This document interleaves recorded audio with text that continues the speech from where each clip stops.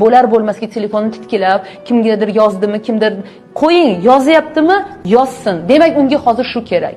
Unga hozir shu kerak va ishoning, agar yozaman desaga, siz hech qachon bu narsani taqiqlab qo'ya olmaysiz. Erkakka siz taqiqla olmaysiz. Ona emassiz. Siz ona emassiz, siz uning ayolisiz. Va u agar istasa boshqa ayol bilan munosabat qilishni, u buni qiladi va bunda doim bitta narsa sabab bo'ladi. Siz bilan munosabatidan ola olmayotgan, siz bilan yashab, o'sha munosabatidan qoniqmayotgan, qayerdadir o'zini erkakligini his qilmayotgan holatdagina u boshqa ayol bilan munosabat qilgisi keladi. 8 yil oldin turmushdan ajraganimda, ishim bor, pulim bor, erimni nima qilaman, bolalarimni boqa olaman degan. Men unda yosh bo'lganman, ahmoq bo'lganman, men to'g'risini aytaman. Hozir esa mana ming afsus qilaman.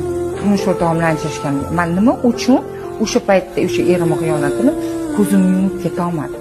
Men shu yil ichida ersiz yashagan bo'lsam, hali unisi ikkinchi xotinga taklif qiladi, hali bunisi свободное отношение deyishadi-ku.